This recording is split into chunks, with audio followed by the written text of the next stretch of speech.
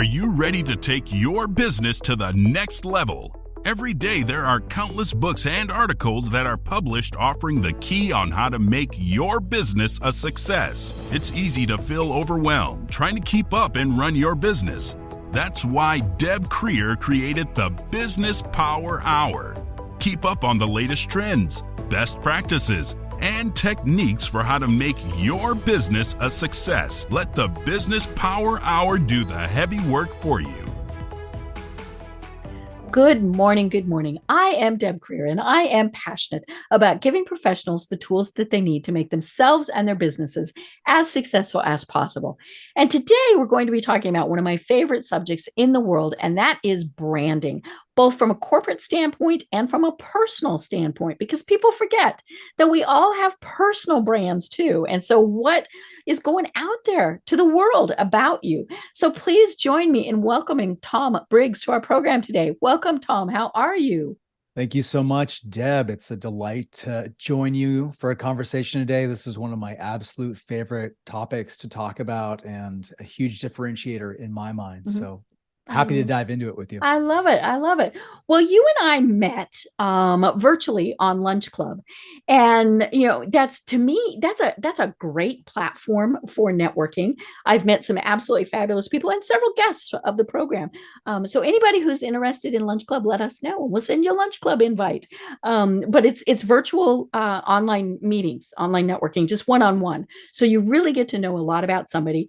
And when you and I were chatting, I went, you got to come on the podcast because you have such great information. So tell us a little bit about how it is that you got to where you are today. I think, it's always interesting to find out how you discovered that this is your passion in life. Yeah. No, thank you for the opportunity. Always enjoyed writing from a very early age, elementary school, middle school, really thought I might end up in journalism, being someone who just enjoyed writing, enjoyed the craft of communication, both written, verbal. Loved diving in, doing the research, wrapping my head around new industries, new things, and came out of college and instead of, took a right turn and got a job at a design and marketing agency. I'm here in Portland, Oregon, which is the home of a lot of creative shops. Obviously people think of Wyden Kennedy, which is, the agency that launched the Nike brand, but some really good creative people here in town, and just got drawn into that ecosystem and found that it was a really interesting place to apply the communication arts trade. If I'd gone into journalism, I was looking at public relations for a while, but there's editors, there's gatekeepers. Yeah, with PR, you don't have as much control as you'd like to have. Exactly. Yeah. So with advertising, you buy, back when magazine spreads or, column inches were a thing, you'd pay for that magazine spread, and you had unlimited creativity. You could say, do whatever you want. I'm reminded of those iconic Volkswagen ads where they had a whole page ad. And to emphasize the smallness of the Beetle, it was that little tiny with so much white space. I love white spaces I design. So that's a 50,000 foot view, Deb, but that's what drew me into sort of the Venn diagram overlap of design and marketing. I've built my career right in the middle there. So it's a lot of art, but it's also science, tying into and building compelling, sustainable brands. It's rooted in data. It's not just, test the wins. Oh, this art style feels good. Really with my clients, I help them dive in and root their visual identity, the way and manner in which they speak, to the core realities of who they are, who their values are. If they're a large corporation, those are going to be their corporate values. If it's an individual, if it's a coach, solopreneur, consultant, it's going to be who they are authentically. And I know for me, that's given a really nice resonance and consistency that who I am, outside of 9 to 5 hours is exactly who I am when I'm working with my clients, when I'm consulting under my brand consultancy, which is Epigraph. And I just find, honestly, it saves me a lot of mental work because I'm the same. I'm authentic, and I'm able to approach my clients authentically and help them manifest authenticity as well. Right. And it's funny. I just realized I hadn't read your bio, but you just gave a good recap of it.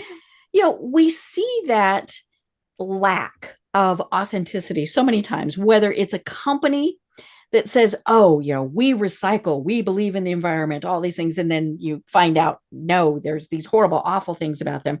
Or Mm. obviously people, I always, I'm one of those people. I'm like, what is that celebrity or that sports person like in real life?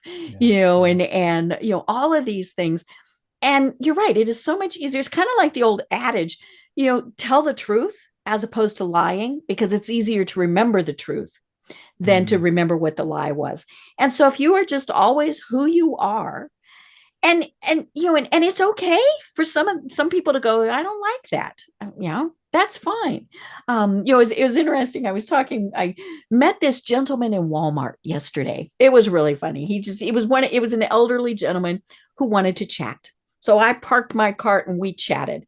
And we got to talking about sports figures. And he was talking about those that he liked and those that he didn't. And he, does not like LeBron James. He was very, he said, I think he'd be rude in person. And he Mm. said, but it's really funny because that's almost kind of his persona, right? But then he said, I want to meet Shaq.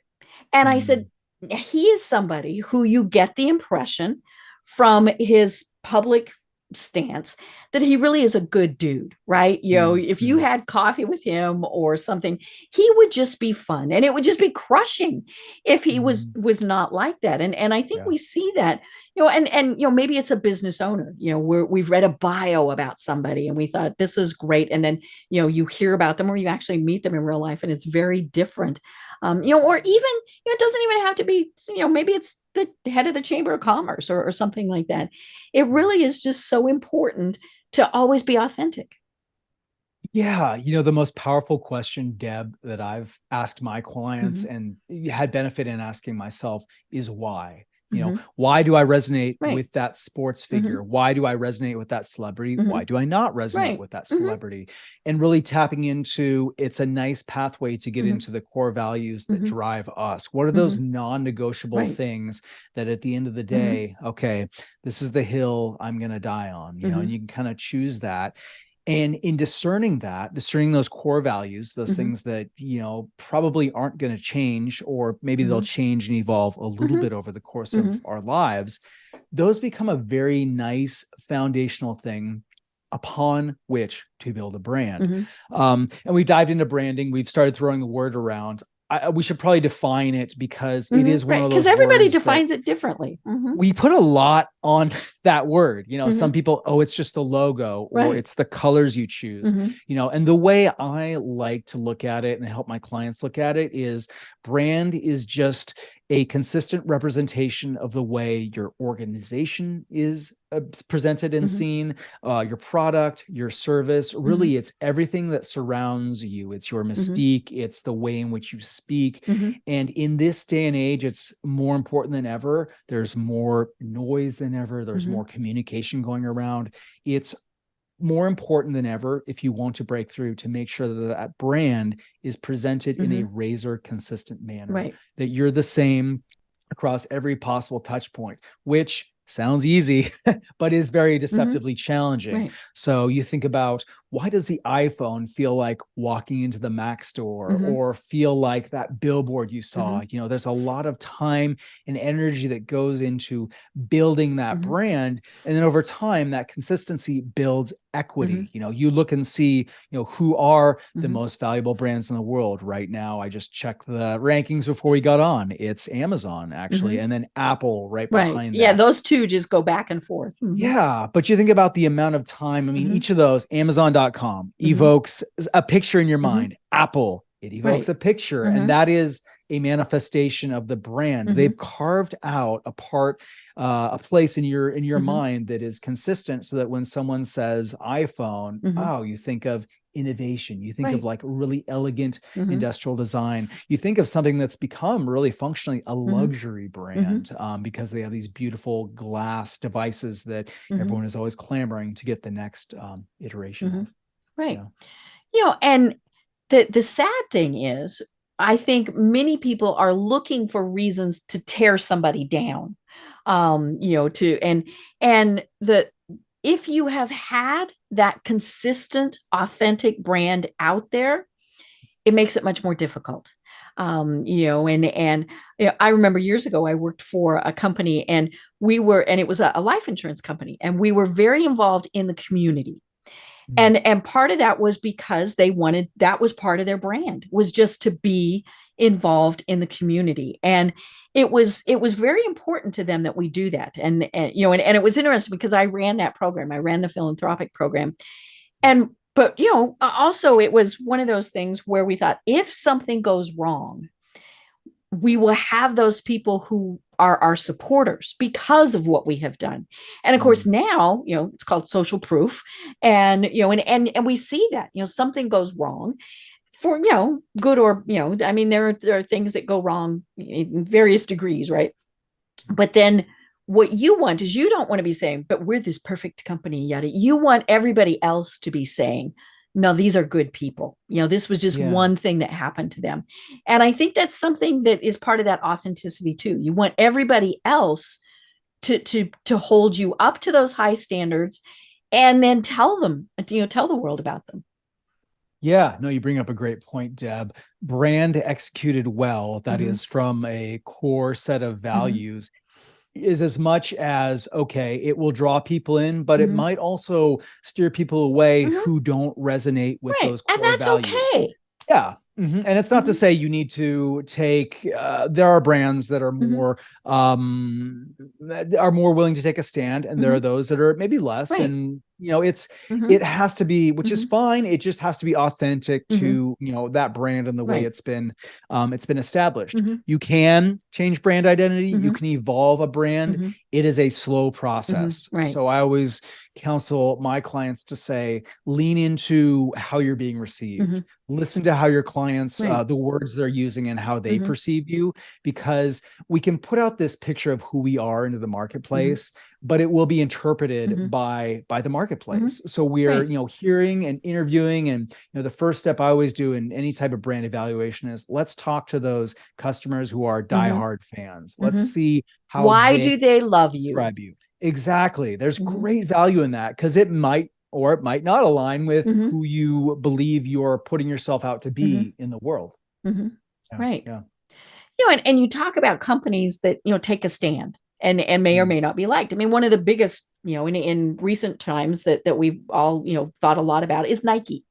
When Nike said, we're going to back Colin Kaepernick, they lost a lot of money, but they also gained fans, because there were people who were like, yeah, we support that. And, but to them, it was important to take that stand, and they knew that they were going to lose support. But like we said, they thought it was important. And the interesting thing is, of course, that they stuck with it. They didn't go, oh, never mind. They said, no, this is what we feel is important. And, again, that's part of that being authentic. How many times do we see somebody or a company that we're going to support this? No, and that's not real popular. So now we're going to support this now. And so, I mean, you need to be ready to take those hits. Yeah. And I would argue that was very much, standing with Kaepernick was on par with what Nike always stood for. You didn't go, wait a minute, this makes no sense. You went, oh, okay. They've always been a little bit iconoclastic, committed to, I love everyone is an athlete. If you have a body, you're an athlete. Right. Some of the bold messages they put out. I've had the opportunity to work with them on a couple occasions, and I always feel like I come away having had a masterclass in brand craft, because they are very good at brand. They're great storytellers, and they're just razor consistent. And you can see the attention and energy and resources they put after building that brand. In that it's being so consistent. Nike's a great example. You look at what Patagonia did in standing for wildlands preservation and really putting their money where their mouth is, and becoming, I forget the entity they formed, but effectively, a nonprofit, for-profit organization. And I have owners ask me, do we need to be sort of an activist brand? Authenticity is, if it resonates with who you are, if it resonates with the type of world you want to be, humans, for better or for worse, we're fundamentally tribal creatures, and that dates back to the hundreds of thousands and thousands of years of, life that's brought us to this point. So, that's individual discernment. And that's where you see, finding those values is a very, it's a personal process. If you're a solopreneur and you have a solo consultancy, it's a matter of diving in saying, okay, what do I care about? Right. What am I invested in? Maybe it's going and taking that weekend retreat, doing some journaling and saying, okay, what do I want my coaching practice, my consultancy, my business to be? If you are a corporation or part of a board of directors, there's some discernment required to sort of distill. But, there's something to be said for reading the tea leaves, intersecting with our current cultural moment in history, what wants to happen, you're wherever you're located. Internationally, what's happening in your region, what's happening in your country. I want to live in a world where companies and the individuals that comprise them bring their whole selves to work. Right. That seems like that would be a good thing to do. Where at the end of the day, corporations aside, we're all just humans interacting with humans, selling and buying from humans. Right. And I mentioned personal brand, whether you're a solopreneur or the head of, a large corporation or whatever, we have to be cognizant of that too. I had a discussion with someone that I networked with for a while, and he was very active, excuse me, on various social media, primarily Facebook, very political, very, very political. And he put that out there, and I mean, and it was to the point of, if you don't support the person he supported or the party he supported, you were an idiot. I mean, he was very strong in his opinions. And he asked me, he said, what do I think about that? And I said, well, that's who you are. I mean, back to that authenticity. And I said, as long as you understand that there are people who now will absolutely not do business with you simply because of that. Yeah. And I said, but there are also people who will go, oh, I have to do business with you. And we see that. And of course, the problem is when you get the wishy-washies, is it Charlie Brown? Was Charlie Brown wishy-washy? What do you stand for? I don't know, Yeah. And so, if you're going to take a stand, then take that stand. Yeah. And I do love the concept of centrism, I do, but maybe that in itself is a core value, Right. maybe, but at least you're articulating it. You're saying, if you strongly at your heart believe that your organization is going to be apolitical, maybe that is your and core you value. could do that. I mean, that's perfectly stand there. fine. Yeah. We welcome all types. We welcome anyone regardless. You'll probably want to layer on some caveats around that where, we don't support hateful messages, right? The there are certain things KKK is not welcome here. Yeah. But yeah, and that's the beauty. And honestly, Deb, that's what I love about entrepreneurship. You get to create the type of game you want to play, and then invite in the type of customers, collaborators, fellow travelers that are interested and say, oh, I like this type of game. I want to play with you. Let's go down this road together. Right. And of course, it's important for a company that the employees know that also, and I mean, we've all, heard a lot now about how millennials, that is something that is more and more important to them. And so when you have your mission statement, your vision, your whatever it is that you're putting out there, it has to be at the core of what you're doing. And that you believe in it, because you will attract employees or potential employees that buy into that, or who go, nah, I'm going to, and then of course, the important thing is, once they're hired, is that still the thing? I mean, and because you don't want them to think, okay, maybe you say volunteerism is important, so we give every employee 2 hours a week to volunteer. And then if you never let that happen, that's bad. But if you say, you know what, we're actually going to give you 3, that's even better. But yeah, we can't say the word authentic enough, but it's also truthful, if that's the way it is, and I mean, the flip side is true also. I think of, like, say, maybe big law firms who are telling people, you're going to be working 60 hours a week. Okay. Then they're expecting that, you know, Yep. and there are Yep. certainly companies, you know, I live in the land of the big brands down here in Atlanta, and we just, you know, had a Mm-hmm. lot of the discussion with the UPS contracts, Yeah. and you know, and that was one of the things they were obviously talking about was hours and things, and Yeah. you know, and they you know, UPS put their money where their mouth was, and Yeah. now will they, you know, eventually, you know, and but of course, you know, that is the thing about having unions, you know, they do hold their feet to the fire a little bit more, Yeah. Yeah. but yeah, it's just it's very interesting, you know, and but we see that where companies say one thing and do the opposite.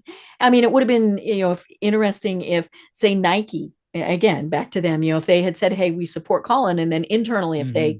they didn't, you know, I don't, you know, they probably did lose some employees. It wasn't, certainly not enough that it ever got reported, Yeah. but if they internally had been the opposite, then I think they would have lost employees. Yeah. Brand absolutely maps to Hmm. culture, Hmm. organizational culture. It can't not. Hmm. And yeah, so as much as, you know, a brand tells a Hmm. story to the Hmm. marketplace, it also becomes the Hmm. story that an organization tells Hmm. itself. Right. And there's that old adage, you know, I mean, corporate culture, you know, you build the greenhouse, you till the soil, Hmm. but if culture is the plants that grow, Hmm. you can't tell those plants to grow. You can give them the Right. proper environment. You Hmm. can create the nutrients in the Hmm. soil that will grow, you know, a certain type of Hmm. plant. But really, yeah, it comes down to the Hmm. type of employees you Hmm. attract and what gets rewarded, Hmm. what actually gets Hmm. rewarded, not just Right. what you say Hmm. gets rewarded. Yeah, and there's a huge conversation that Hmm. happens around that. The example I always find fascinating is Zappos. Hmm. You know, you look at what Tony built. Right. Obviously, his end was really tragic. You know, Hmm. he had some personal demons Hmm. that caught up with him. But you look at what Zappos was from Hmm. storefront one all the way up to acquisition by Hmm. Amazon, and they were just remarkably Hmm. consistent. You know, they had their North Star, their guiding Hmm. principle was we're delivering Hmm. happiness. You know, and the way in which we do that, Hmm. we just happen to be a retail Hmm. company. But you look at how, you know, at 6 months after an employee had been hired, Hmm. they said, hey, we'll give you, you know, I can't remember how much it was, like $1,000 or $2,000 to walk away. Hmm. If this isn't your jam, Hmm. if you're not finding Right. resonance with this, and Hmm. that's just so good. It Hmm. ensured that, you know, people who were there Hmm. truly wanted to be Right. there. You know, they doubled down on exceptional customer service. Hmm. They gave every employee, you know, a license up to, I think the dollar value was $200. Hmm. Make it right for a customer. You Hmm. know, I mean, they Right. had people calling and Hmm. ordering pizzas Hmm. for through their Hmm. customer service, and they would send those people pizza because they're Hmm. like, at the end of the day, we are relentlessly and insanely Hmm. dedicated to customer Hmm. service, and it showed. And that's Right. what, you know, grew them enough to be Hmm. acquired by, you know, a much larger Hmm. brand, and it gave them a purpose and Hmm. vision and a story Right. to tell each other Hmm. and resonate around. Right. Yeah. You know, and then of course, you know, when they're acquired, you know, then it gets a little tricky. You know, if you're Yeah. acquired by a company that has different values, Mhm. you know, and obviously there's you know, all sorts of discussions with that, because you have the companies, you know, through M&A, who still, you know, just let them be themselves. You know, they Yeah. were a really good company, therefore we're going to let them continue doing that. Or there's the, hey, we're going to really pull you into our family, Yeah. you know, and then things change, and you even see that when you change senior management, Yep. you know, but that again is where it's so important that you have had that structure Yeah. where you're only, you know, it doesn't matter, you know, we're talking about employees, same thing goes, you know, if you're interviewing a new CEO, CMO, C whatever, they should know this is what this company stands for. If I don't believe in that and can't support it, then I should not be applying to work there.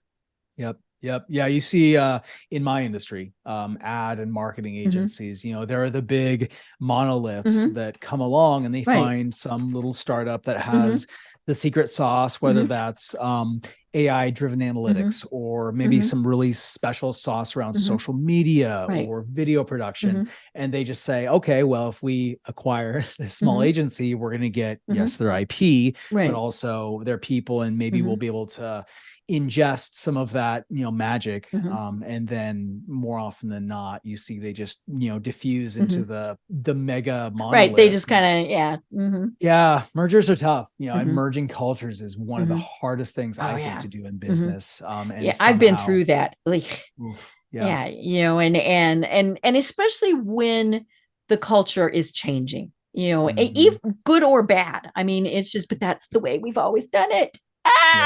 Right. And it's scary, but that's where communication comes in. You have to be saying, okay, yes, we know that, before you were allowed to have 2 hours a week to volunteer. We're not going to do that, but we will do this, and I've talked about it before. Anytime you don't tell people, and you leave that gap, we fill it in, we make it up. And we never make it up right. That wouldn't be any fun, but usually we also make it up in a bad way. They're not telling us this because we're all going to be laid off, or all of those various things. And so and actually that communication should be part of your brand, right? That we are always open with our employees, and we let them know what's going on. And so it's just a part of that. Humans will always be two things, storytelling creatures and pattern recognition. Right. So you put those together in the absence of a story or in absence of a compelling narrative, one will emerge. Right. And if you're in leadership or heading an organization, it may not be the story that you want to tell and share, either internally or out to the marketplace. Right. And it really is simple the way we talk about it. It seems simple. Of course, it's simple, not. but not easy. And especially if you are a big organization, but because there's just so many different levels and layers, and maybe you have investors or shareholders or all of those above, and it does get complicated. But that's where at the start, when you set those foundations, then they just grow with you. But there are so many companies that really don't have a brand, and I mean, like, the ones that always amaze me are like some of the big insurance companies, who you're never quite sure who the commercial is for, because they're being cute. They're all of these various things.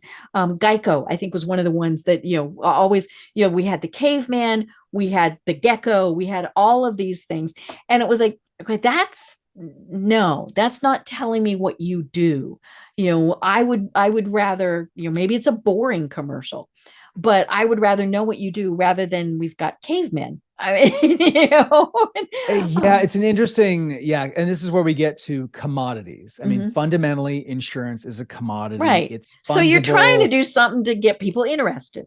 Exactly. So you see that in insurance, you see it in coffee, you see it in, if there is something that is truly commoditized, it leaves room to, tell a story and differentiate. So you see Geico, creating the gecko, experimenting with the caveman, and look at how it's stuck in our minds. And granted, we're in a different media marketplace. I mean, who sits and watches even a 30-second commercial anymore? But that's still, what the DVR is for. Exactly. But still, more than ever, there's room for consistency. And getting down to tactics, one of the things I find great value in is a brand standards guide that has everything from the fundamental, it's for the design team, where it shows the logo. Your logo is always this color. It always has the proper colors. But then from the narrative side, I really enjoy articulating the values. What are the 5 values of the brand? What do those mean? Right. If the brand has a voice, what does the brand sound like? Is it playful? Is it serious? And what kind of helps differentiate? One of the things I've had really great success with is building out a target customer persona. So moving away from the, female 35 to 55. Let's name her, let's create Jane. Right. Jane is a 35-year-old young mom. And then finding affiliate brands. So Jane doesn't wear Nike. Jane wears Athleta. Jane doesn't get Dunkin' Donuts in the morning. She grabs her Starbucks. Right. Jane drives a Lexus, not a Toyota or a Hyundai. And really through that, you map out that psychographic sphere of complementary brands. You can start to say, okay, for someone who looks and thinks like this, here's the way that we would be. It makes sense for us to appear to her, and she would find resonance. He would find resonance. They would find resonance. And I've built everything from 1 to 3 to 5, and, do a little research. You'll find whoever you are, a single service provider, large corporation, who those target audiences are, who can steer your success. And ultimately you're saving money because you're not advertising to the world. I always get a kick out of it when I'm watching TV or, reading a magazine, like a real magazine. And, but TV, especially when an ad will come on and I'm like, that makes absolutely no sense. I mean, like say you're watching like Criminal Minds, right? So that's, that's got a pretty specific demographic who's going to be watching that. And a kid's cereal commercial will come on. I'm like, and so, first of all, you don't have kids. What you shouldn't hopefully have kids watching something like that. Poor little buggers are going to have nightmares. But now you might have parents obviously who are watching it, but it's they're not doing that. And so you wasted your money by running that ad then. And that's unfortunately where somebody talked him into it, or they said, hey, put us in wherever. I remember years ago I worked for the American Cancer Society, and I managed their communications, and so that meant that I worked with the TV stations that were there, and this was in Denver, and we were doing a whole campaign on the importance of mammograms for new mothers. That's pretty specific, right? And so this was a point in time where TV stations had to give a certain number of ads to nonprofits. And we had fabulous relationships with the stations, and so I had one that said, we're going to run these at 6 p.m. because that's when we've got all these eyeballs. I said, no. And they went, well, why not? I said, because a new mother is busy at 6 p.m. She's not sitting there watching TV. She's fixing dinner. She's doing this. She's doing that. She's helping homework. I mean, all of this stuff. She is not paying attention. And so we ended up running the campaign after midnight. And everybody just thought we were nuts. We had a huge response rate because that was when they were up and just sitting watching TV. And so it seemed really stupid. It's like, no, these are new mothers. They're really tired. Well, yeah, they're up nursing. I mean, all these various things. And so it's, once you know that persona, then you can best spend your money. You can, figure out, okay, how are we going to reach them? Maybe pop-ups are, the things. You're going to go to a soccer tournament and give everybody juice. And I mean, all those things. I mean, you're going to know exactly how to reach them. And you're not, people, of course, are always saying, but I'm missing people. I'm missing people. Well, you could be, but you still want to have the right people, and you can kind of get those extras in every once in a while. But if you don't know who your persona is, you really need to sit down and figure that out. Absolutely. Absolutely. Yeah. And where I've seen it be exceptionally useful is in earned media in particular. So especially on social media, if you know who you are and what you stand for, how many times have you, thought, gosh, what am I going to post on Facebook, LinkedIn, X, Twitter, whatever this week? If you know who you are and what you stand for, it starts to give you a voice. It starts to give you, we resonate with that holiday because X or Y. And, this news story makes sense for us and the people who are like us, our tribe, because of this. And it really starts to fill your content calendar. It gives you a purpose rather than just kind of spouting inconsistent, just things that are sort of off, maybe off the map in terms of what you stand for. It brings a really nice consistency and coherency. So when someone comes to the American Cancer Society or Nike or Black Rifle Coffee, you know what you're going to get in terms of hearing from that brand, because that brand is functionally, I look back to 2011 and the Citizens United decision via the US Supreme Court that said corporations are people. Okay, well, if corporations are people, they're going to walk and talk and act and have personalities like individuals. So it's a really interesting time to be in brand because of all of that. There's more room than ever before for brands and brand strategists to help brands talk and engage. The U.S. Parks Service has a great social media feed, and it's just really interesting facts about our national parks. This is in the United States, but just really interesting. It's engaging. Right. It's sort of sciencey, but not overly sciencey.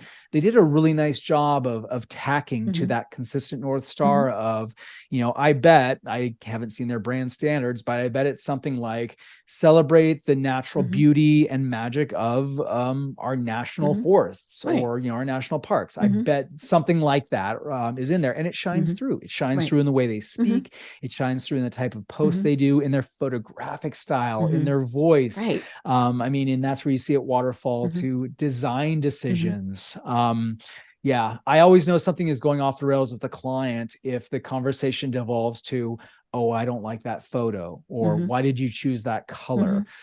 It means I haven't done my job in mapping it back to saying, well, you're in financial services, for instance. So, we're using a really neutral colorway where lots of greens and browns, you're not going to use reds or bold colors if you're in financial services. It just signals not good things. Anyway, yeah. Right. Tangent. Well, and then of course it gets confusing when you're dealing with other countries and other cultures. And because things like color. I mean, here green is money, obviously, but it's also environmental. And now in this day and age, you see a green cross. And oh, they sell a cannabis product. And but in other countries, they might look at green and go, oh, that's not, no, we don't like green, or it means something different. And so it is confusing when you are that business owner, especially if you have an international audience or market. Figure those things out, or at least keep them in mind to know, okay, green might not go over here, so we're just going to downplay it. It's not going to be the background or, something like that. Yeah. I mean, internationally, looking at specific cultures, specific national identity. Any good brand strategist will necessarily read sort of, global macro trends, but also, international trends, subculture trends, trends in music, trends in language, trends in youth. I mean, you can deep dive on all the current things that are steering sort of the global consciousness. Obviously the narrative AI, you can't go out and read any article now about AI and how AI is going to be transformative for everything, which it will. It's very much peak hype cycle.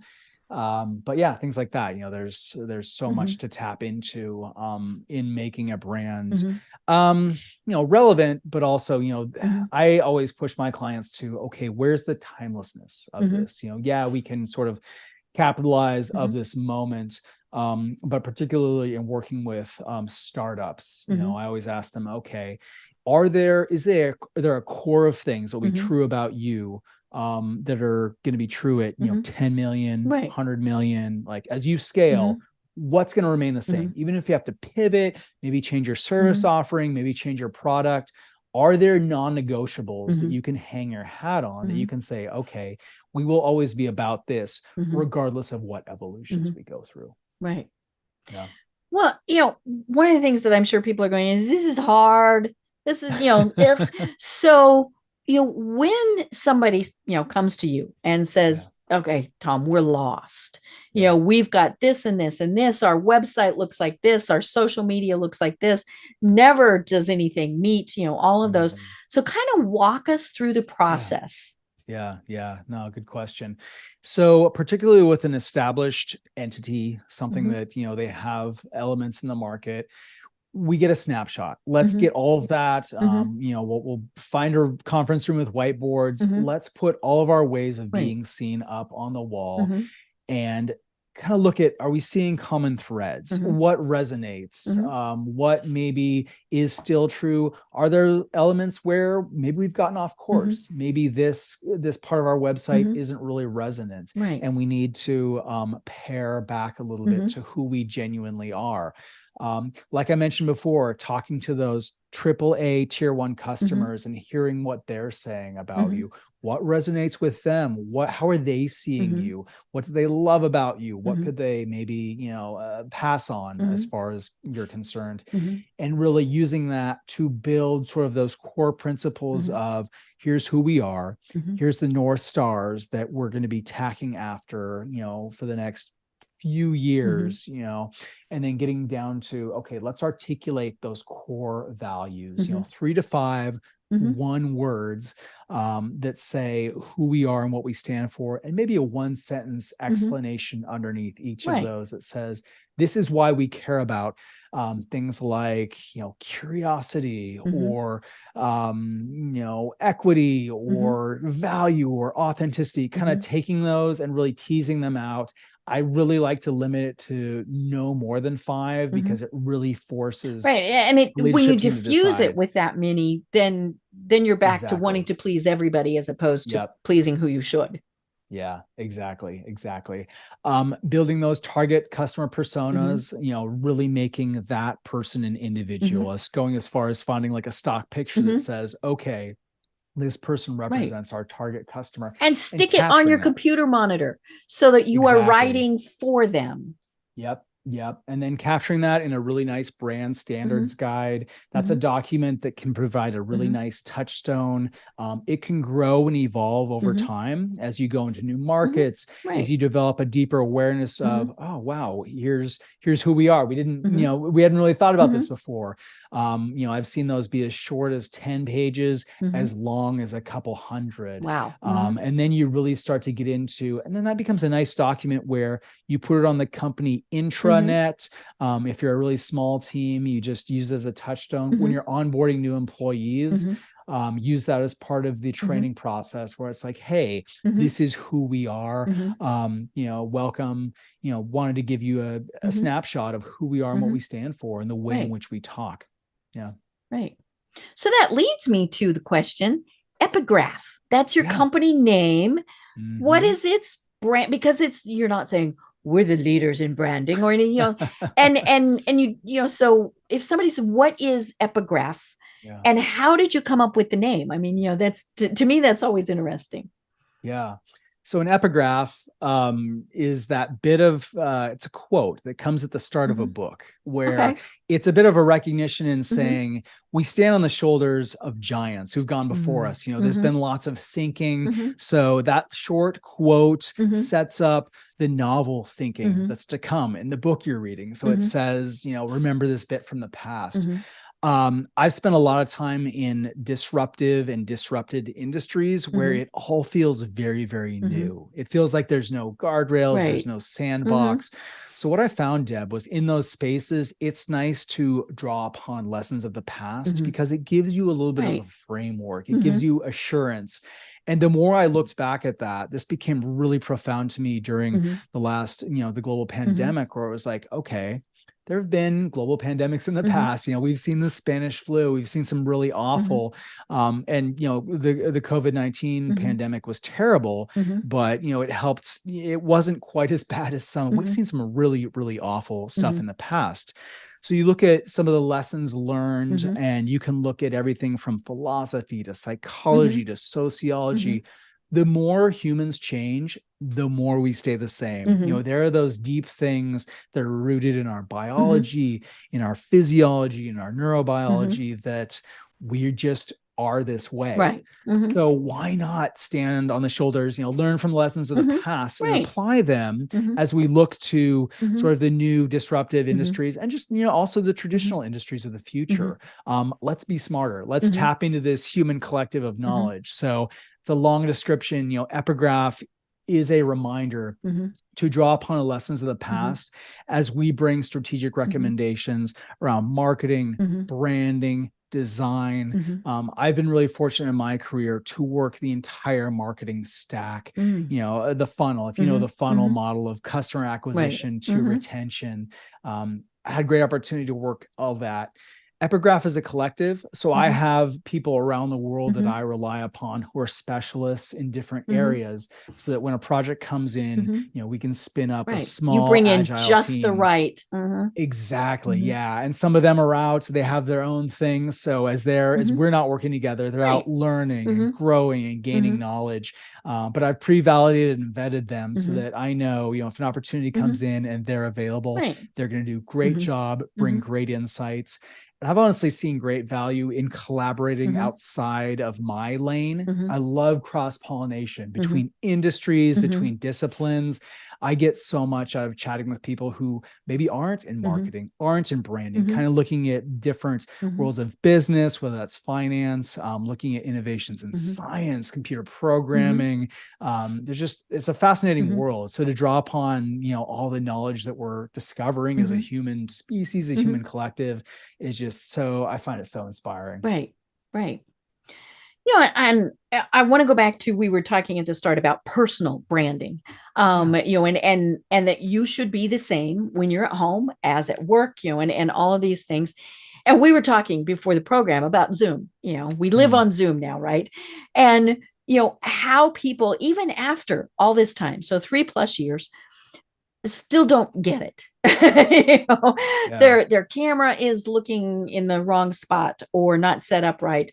Mm. Their background is maybe cluttered. I mean, how many times have we been going, ooh, what books are they reading? Right. I was, a friend of mine said, she, her home office was her bedroom. She just didn't have any other place to do it. And she Yeah. said, she never really thought about it until somebody said, I really like that bedspread. Where did you buy it? Now, she said, at least my bed was made, and all of those things. But she said, it never dawned on me that people Mm. were looking back there. Yeah. And so that is part of your personal brand, and so what are people seeing? You and I, when we were talking on Lunch Club, I think we talked about the fact that I'm a big University of Colorado person. Mm. And we now have this new football coach. People know him by a variety of names, but his real name is Deion Sanders. And it's interesting. But I remember one of his first team meetings. Actually, it was his first team meeting. He told these young men. He said, "We will have a dress code." And he said, "And when you walk out your door, you are not representing the football team. You're representing the entire university."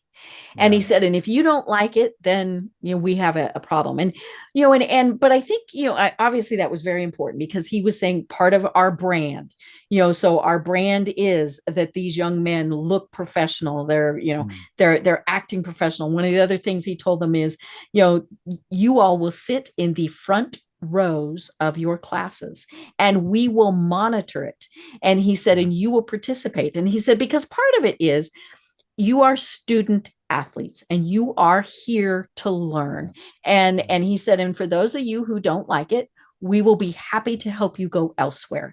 And he has, I mean, they've had a huge turnover, as a lot of people know. But at the same point, I think companies, are setting those. So those young men were part of their personal brand. What if it was not before, they were going to have to learn, okay, it's that I participate in class, I always look and act professional, all of these things. Yeah. And we certainly see that with companies where somebody gets a DUI or something, and they get fired, Yeah. because that's not part of what the company represents. And Yeah. so, it's your personal brand ties in with your professional business brand. And again, companies just have to let their employees know what that is. Many years ago, when I was working for the American Cancer Society, we had this one young woman, and she was young, and oh, she was pretty, and she was, very, very outgoing. I mean, just one of these, and she dressed a little risque, especially Mm. for an office environment. And so somebody went to her, one of our lovely HR people, and said, this is not acceptable. Your skirts need to be longer. And, they kind of went through these things. And now this young woman was also very smart. And she said, you tell me where in the employee handbook it says this. And of course it didn't. And so then of course we all, it was almost like we were in Catholic girls' school and they wanted to measure our skirts. But it was they if and basically she was saying, I'm fine to do that, but it has to apply to everybody. And that is one of the things when you are a company, if you're saying, okay, this is part of our brand, is that you always look professional, or all of those things, then it does have to apply to everybody. And back to what I was saying before, it has to be communicated. She was very right. They could not penalize her for how she dressed because nobody had told her she couldn't, or nobody had told anyone that we couldn't. So, it's very important, but it's, companies do need to think about that. People, they're like, but like with the football team, well, they're there to play football. No, they're there to be students. Now you do have your outstanding athletes that really are there just to play for a couple of years. But and so it's communicating that with what is our brand, what are we representing, and therefore as an employee, this is what you are our brand representatives. Yeah. Now you're tapping into leadership, which is another one of my huge passions. And I love a good sports story and sports analogy. It reminds me of John Wooden, the legendary UCLA coach. And I don't know if you've heard the story about when new players, when they'd come in, the first thing they would always do was, we're going to teach you to tie your shoes. You think like, oh, tie my shoes. But I've been tying my shoes since I was five, whatever. But it's like, his reasoning was, if you don't properly tie your tying your shoes, make sure that you have proper grip on the floor. Prevents blisters. It's the little things that cumulatively make the season. So if we take care of those base things in our attire, in our athletic kit, that enables us to, we've checked that box. We have a good foundation upon which to perform well. So, and personal brand is very subjective, and really it's something that has to be, we have to discern. Maybe that young woman who was presenting herself in a way that maybe was atypical, maybe she was trying to stand out in a very bland corporate culture, or, as long as there's a why and a reason and a basis and intent behind it, I mean, that's what really, I guess that's just something we keep coming back to. As long as there's a rationale, and you ask, there's the old Simon Sinek, ask the 5 whys, like ask why, then ask why again, then ask why again, and really get to underlying motivations of, okay, who, if it is personal brand, who do I want to be in my career? Where do I want to go? What types of organizations do I want to work with? Who are the 5 people I'm going to hang out with? Exactly. Yeah. And really getting underneath that. So much of this, it's so easy just to coast through life, but even just kind of pumping the brakes a little bit and saying, okay, I'm going to examine myself, examine my motivations.